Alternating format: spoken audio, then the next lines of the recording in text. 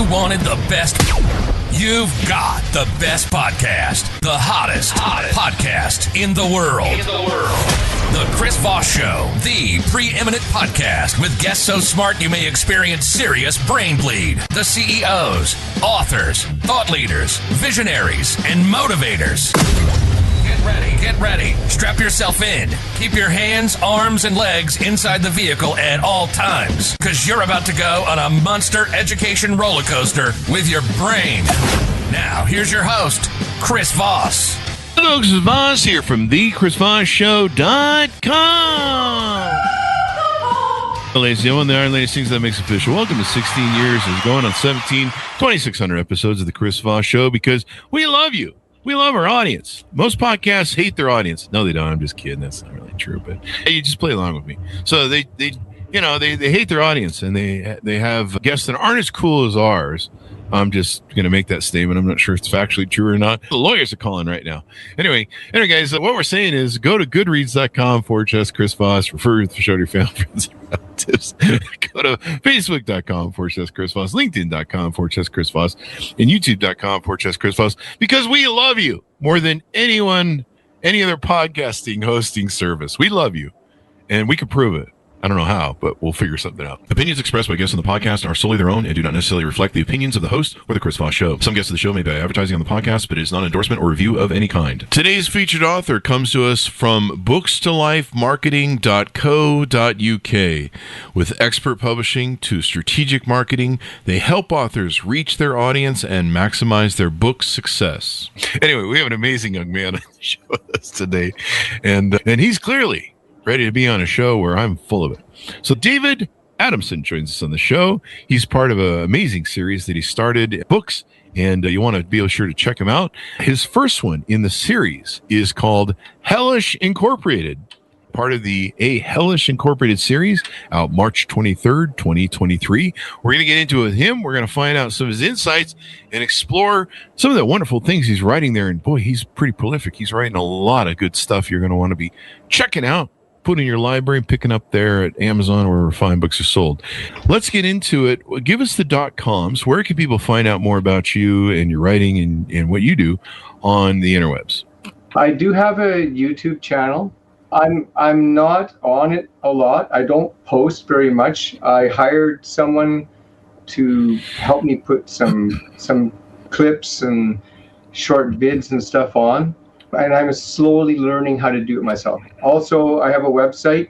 It's Davidadamson.ca. You can find me on the normal places like Facebook and Instagram. Once again, it's a lot to do with my age. I'm not a big social media person. Oh, yeah. And it's putting yourself out there. So this opportunity, being able to come on the Chris Voss Show, is amazing. It's amazing because at 65 years of age, my life has never had this technical advantage. I remember when cell phones came in. I remember having a rotary telephone in the house that I grew up in as a child. Yeah. We used to have to do the podcast with one of those tapper things, the ... .. thing. That's how we used to have to do the podcast. Teletype and stuff. We'd have to ask the guests questions in half an hour. They'd respond from across the country on the wire. It reminds me of the days when I used to play chess. So back in the day when I used to play chess a lot, we used to play snail mail chess. So you would get a letter in the mail. It would be a brief introduction as to who your opponent was. He would tell you a bit about himself, and then if he was white, obviously because he mailed you first, he would make a move. So then you would take a day or two to think about it, whatever, and then you'd write a short clip back, and then you'd send it back. But just to get those two moves in, you were probably talking 2 weeks, 3 weeks. Yeah. So a game like that could go on for a couple of years. So let's get into your series. You've got 2 books in the series now. Let's talk about the first one, and we'll talk about some of the other work you have coming after. Give us a 30,000 overview. What's inside this book? I just lovingly put it the way when I wrote it. Hellish Inc. is a compelling work from the mind of the dead. As seen in the eyes of the angels and gods through the first person, the story spans more than 25,000 years. I want to include that. So the book really comes from what happened to me in my past. When I was younger, in my late teens, I was with a young lady. She became pregnant and had a child. The child was born terminal, and I spent the 15 hours with him in the ICU until he passed. Wow. So he told me this story at that time, which is this is the sort of spirituality thing that my life has been exposed to all throughout my life. He told me the story. At that time, I couldn't handle the story that he told me. I really couldn't handle losing my son. I went through a difficult time period for a couple of years. And then one day I just decided that I was going to live this life and I wasn't going to mess it up, because I'd been given like a real opportunity. So I straightened my life out. Whatever had happened, I straightened everything out that I could. Never became unemployed at that time, but just wasn't, I wasn't not being a good person. Oh. So I put the book in the back of my mind, and I didn't really deal with it because I was still having spiritual things. Eventually I became married. Years went by. Lots and lots and lots of life events happened. But during the divorce, he came back to me. And he told me, you have the life experience now, so write the story that I told you all those years. So this would be 39 years now, which would have passed between the time he told me the story and now. And so what I did was I had all this information that I had to make sense of. And if I was going to write a story, I didn't really know how to do it. So when I started to write, it started coming out like poems, like short blurbs. 300-400 words, 500 words. And then I started to, sorry about that. And so then I just started to figure that, I can make a story of this if I do some study. So I started studying as much as I could about geographical locations and cultures where the characters were going to be. And I got help. My son came back to me and told me to write the story. So he gave me little pointers here and there. Once in a while, I felt his presence when he helped me choose a location. Like the characters started out in the Middle East.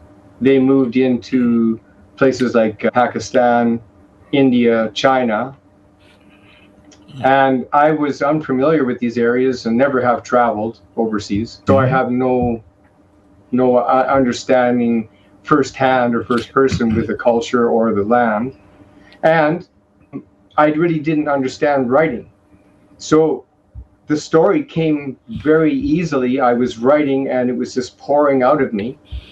But when I got to the transition point, I hit a wall and I didn't know how to write the transition.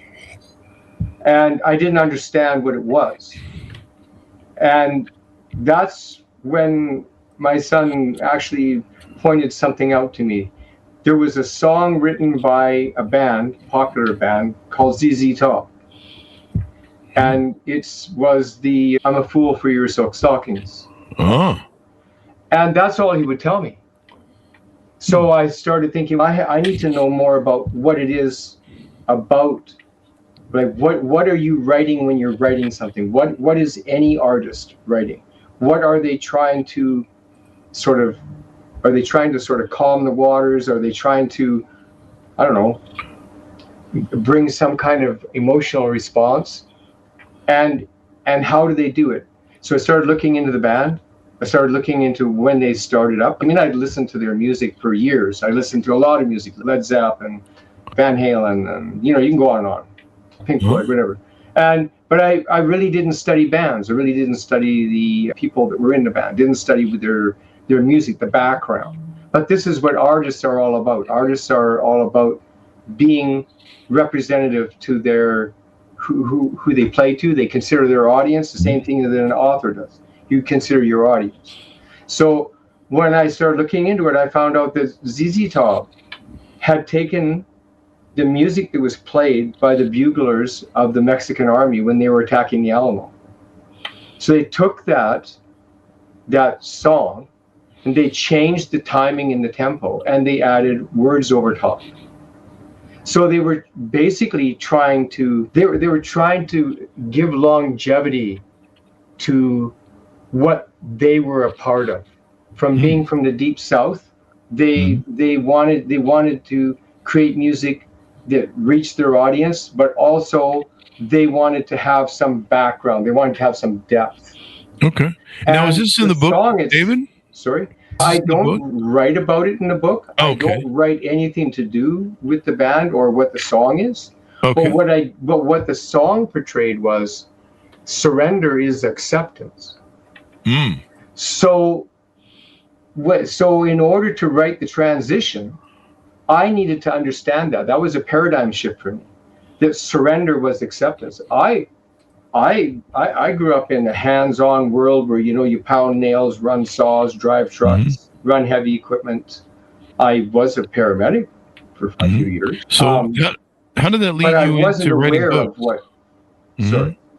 How did that lead you into writing books? Because we want to promote your book for you while we're here. Right. The story just was so important for me to write.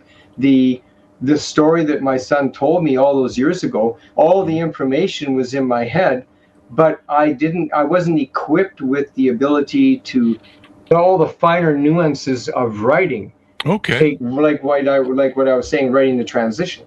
Once I understood that there is a definite, like a game plan to when you start to write and you produce a body of work, it has to follow a sort of a sequence.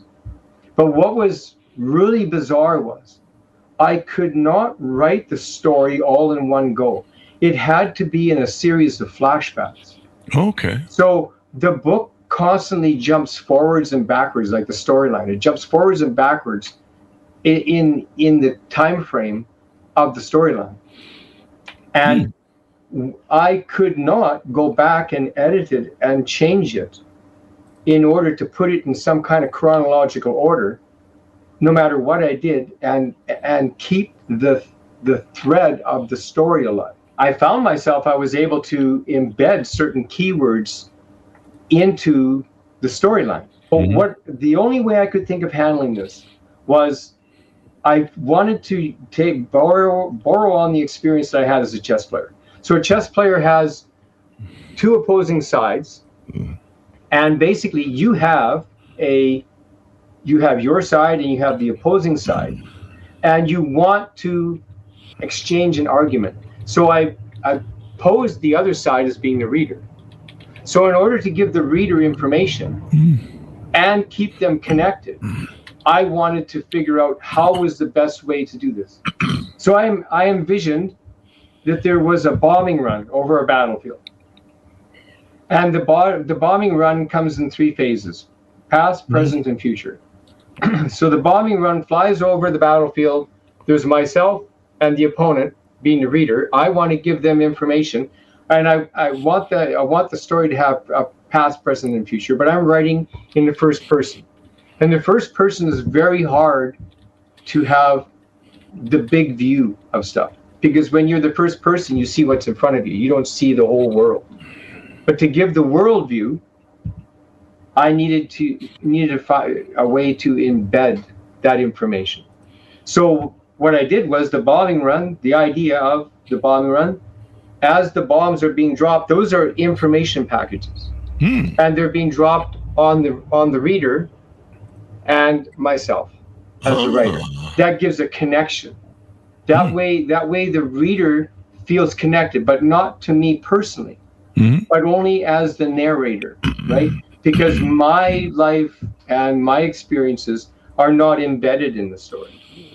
This was an outlet for me to get through the divorce. Oh, and there you go. And it worked. I have sold hundreds of books myself personally, but they're not selling online. And so doing this on the Chris Voss Show, this is a way for me to get out there into the world and show to the world that this is a quality product. Like, I can walk up to a person on the street, ask them if they'd be interested in reading a book, and they got their cell phone in their hand, and they go, well, I don't read very much. I would just say, just read a couple sentences or a paragraph and tell me what you think. I would love to hear your feedback.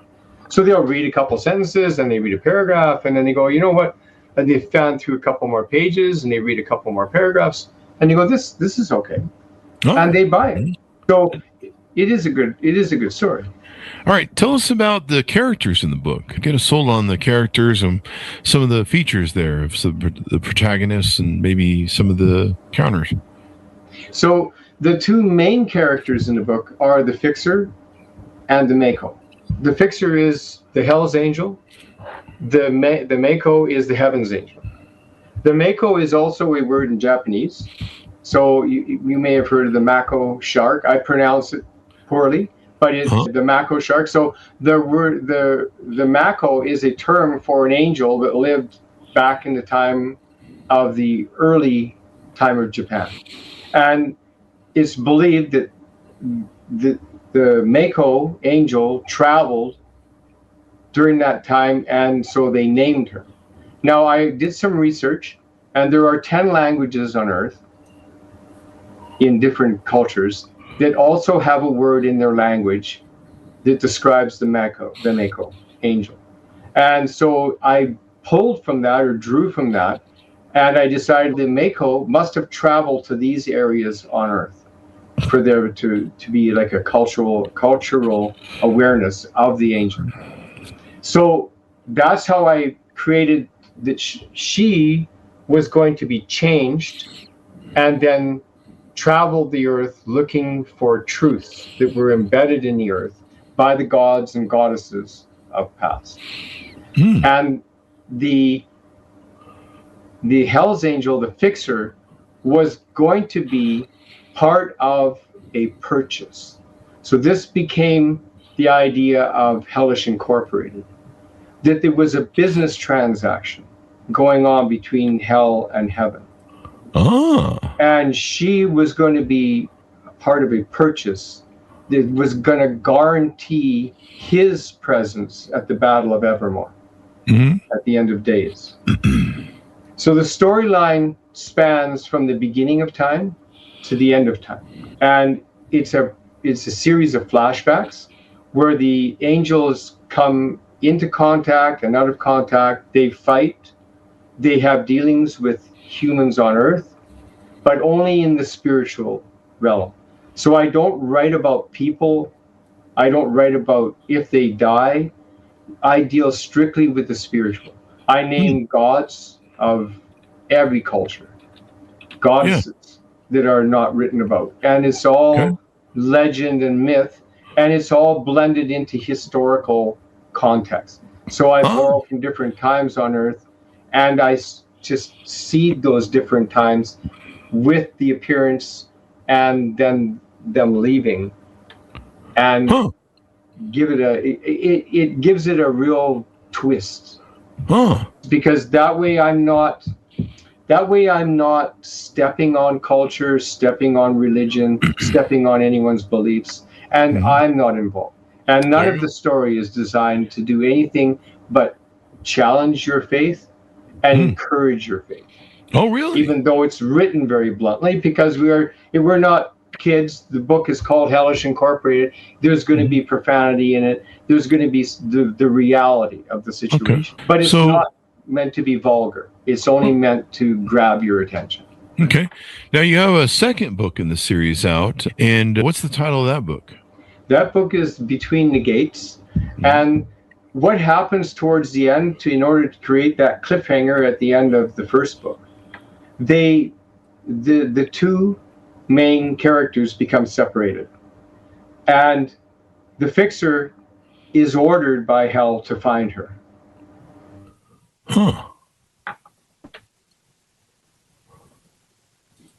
Did we lose your audio there, David? Looks like we locked up. We got. There you are. You're back. Okay. You're back. Sorry. The Fixer is ordered to find the Mako, who has separated from him towards the end of the first book. And Hell orders the Fixer to find the Mako, and the Mako, the Fixer has to find her only through a deception in heaven. So he creates a deception in heaven. He gets her location, but he keeps it secret from Hell.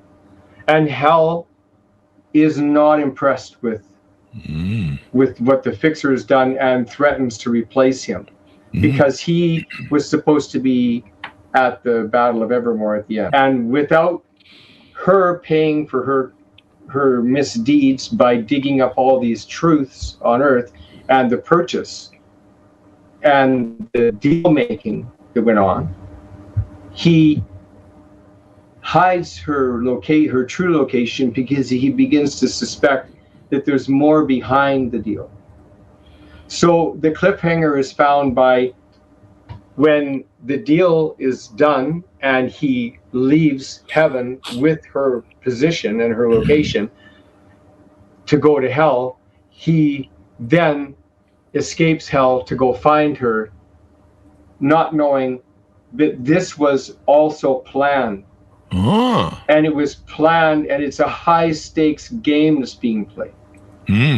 So the idea of the between the gates is the Mako is caught between the gates of heaven and hell. And if she's caught, she's going to end up in a pyre on the riverbanks of Styx in hell. Oh, that's no fun. That is not going to enable her to finish what she set out to do. Yeah. So, fire has a way of doing that. Yes. It's funny, the way I write hell is that there is fire there. But the biggest thing is the river Styx is like this turbulent river that is very virulent. It strips the soul of its heavenly gifts. And that's why then you become lost. Because all the lost boys in hell, or everyone is lost when they're in hell. But they're not gone. But the heaven's essence is stripped from them. And is stripped through the passage of the river Styx. And in Greek mythology, they used to put coins on their eyes when they passed away as to pay the ferryman. Oh, yeah, that's right. I remember that. Ride the ferry across the river and not become lost. Pay the toll master. Yeah. So you mix a lot of, I guess, mysticism, belief, and knowledge, culture, religion, faith, belief. Talk to us about some of these things that you deal with: science, alchemy, philosophy, conscience. A lot of this you seem to have blended into the books. Talk to us about why these aspects are important to you. So I can talk about one thing there. The idea of philosophy, religion, mythology. One thing that stuck in my mind was when I started looking back into a lot of stuff, I was really struck on this thing about duality. So the idea of duality, how does that fit into the way the world works and the way gods and goddesses are? With duality, you would think it's hot and cold, or it's right and left, or it's up and down. But also duality is good and evil, right? And in the idea that psychologically we can be good and we can be bad, but how is that really possible? Are you not, if you're a good person, can you still be bad? I guess, good people sometimes have to lie in order to get out of a sticky situation. But psychologically, people have problems in their upbringing, and so they take on different characters. They decide to maybe be deceptive, or they decide not to act truthfully. And if they can get away with it, then they start living a dual life. But in the spiritual world, that doesn't work out so well, except if you have a duality as a god, that means that there is a side that the good side shows, and there's a side that the bad side shows.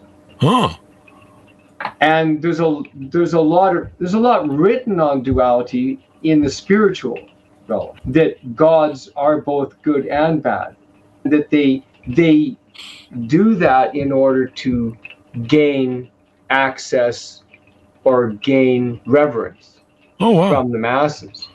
I don't want to say one way or the other whether that's right or wrong. I definitely believe in God. I believe in heaven. I believe that there is evil.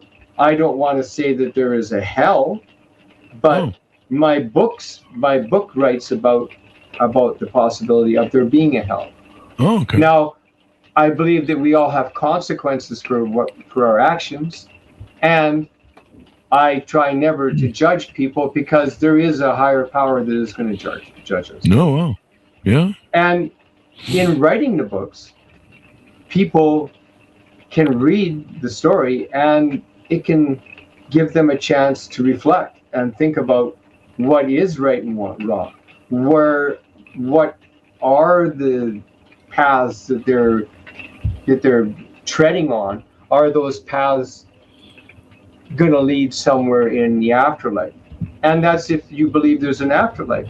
But if you're an atheist and you just believe that you're just like a stone on the ground and you're animate while you're walking around and then you're inanimate and you die and you don't go anywhere, that's fine.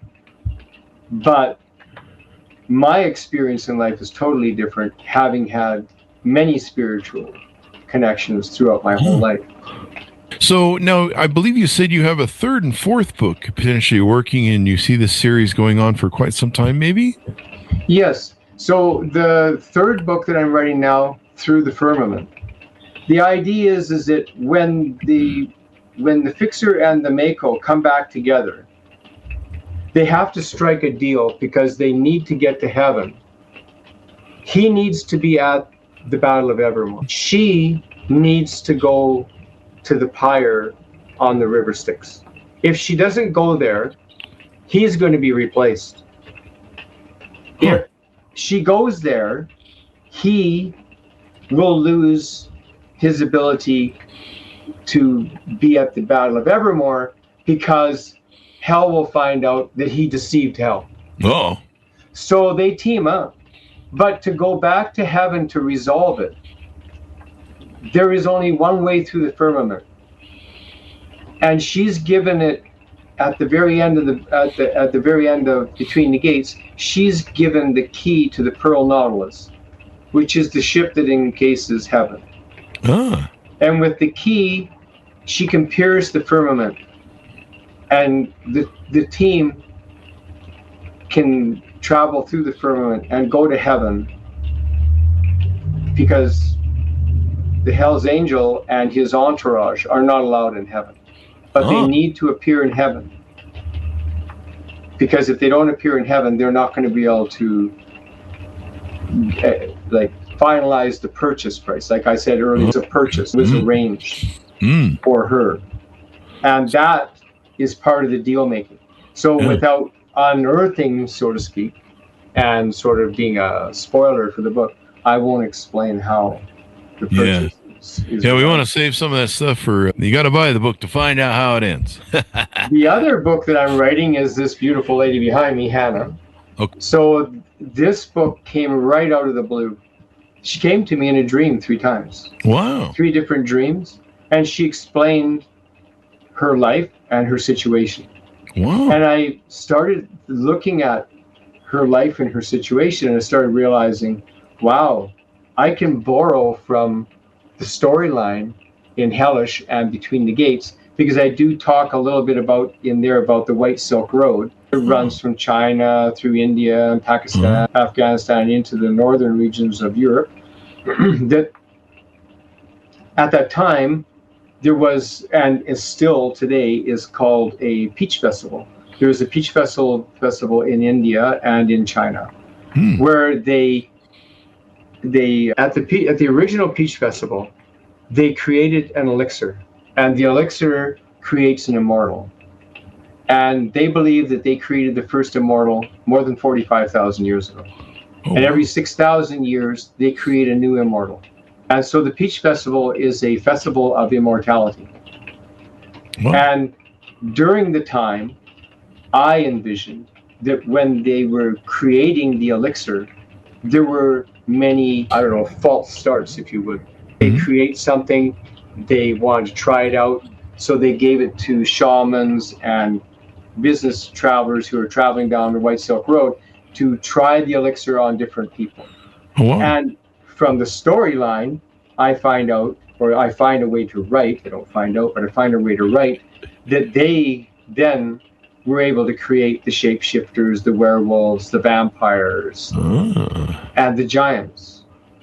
Because the elixir created different effects because it wasn't complete.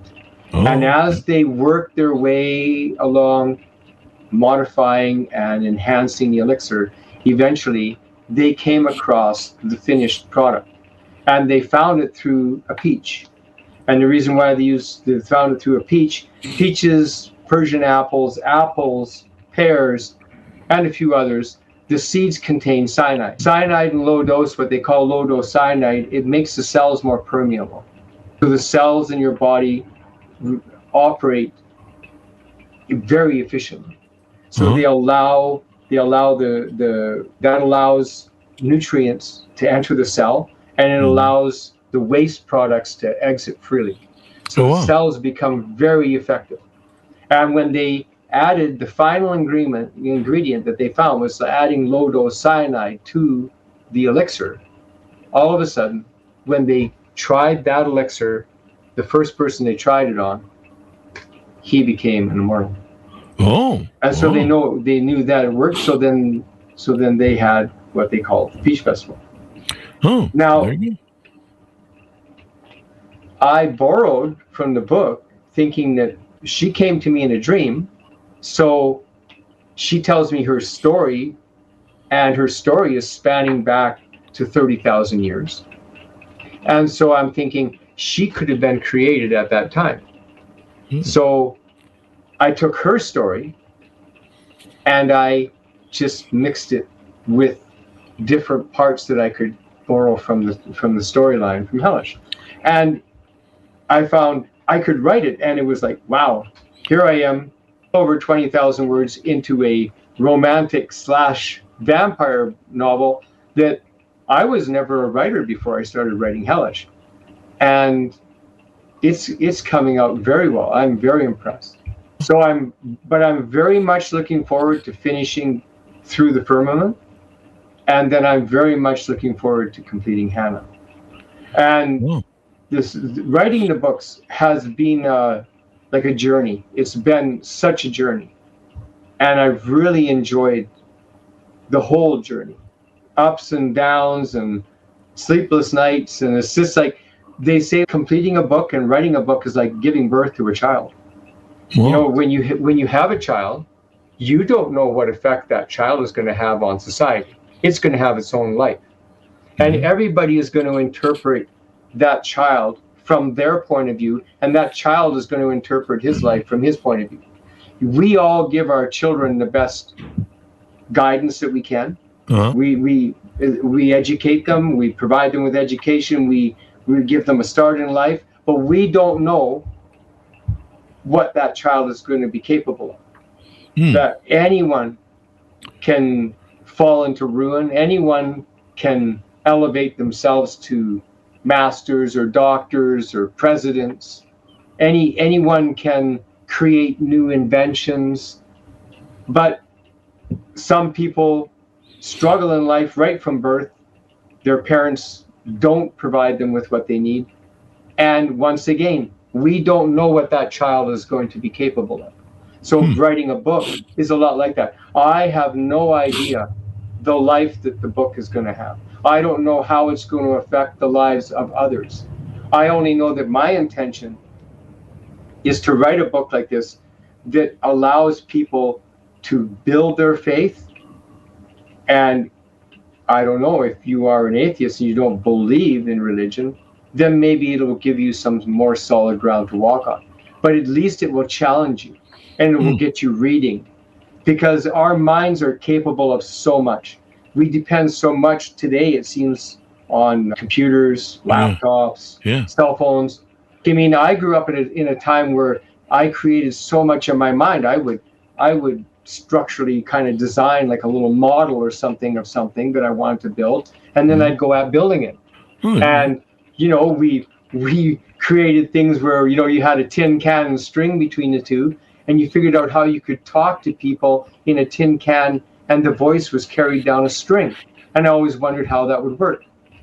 you know. And I wondered about a lot of things. I grew up on a hobby farm, so we had animals. Yeah. I saw new birth. I saw life. I saw eventual death of the animals, and I knew that my mortality was such. And but my writing is just for that reason. It's interesting how all this stuff shapes your writing and shapes your, the stories that you experience in life, and how that shapes, what it basically gives you this rich bank that you can pull from of experiences and knowledge and all that sort of good stuff, right? Yeah. So as we go out, give people a final pitch out to pick up your book, where they can find it, .coms, and all that good stuff. So my books are available on Goodreads, Amazon, Barnes & Noble. Basically, if you type in Hellish Inc. Between the Gates, it should come up. By David Adamson, it should come up. My other two books are future works and hopefully will be published in 2026. The email address is Davidadamson.ca, and you can look at things that I've written on YouTube, and you may find my presence on Facebook or Instagram. I am not, I'm not regular on social media, being my day job as a truck driver, long hours and away from home a lot. But when I can be on there, I'm on there. And this will be awesome. We'll look forward to seeing your future works. Thank you very much for coming to the show. We really appreciate it, David. And thank you very much. It's a pleasure to meet you, and it's a real opportunity. Yeah, and you too as well. I mean, I wish I write business books, so I don't have the characters come talk to me like a lot of novel writers like yourself there that come on the show, and interaction with these people, and I'm just like, I'm kind of always jealous. Folks, pick up the book wherever fine books are sold. The first in the series is called Hellish Incorporated, a Hellish Inc. series, out March 23rd, 2023. You can pick up the further books and get familiar with David as he comes out with his future works. Thanks so much for tuning in. Go to goodreads.com/Chris Voss, linkedin.com/Chris Voss, Chris Voss 1, the TikTok, and all those crazy places in it. Be good to each other. Stay safe. We'll see you next. You've been listening to the most amazing, intelligent podcast ever made to improve your brain and your life. Warning, consuming too much of the Chris Voss Show podcast can lead to people thinking you're smarter, younger, and irresistible sexy. Consume in regularly moderated amounts. Consult a doctor for any resulting brain bleed.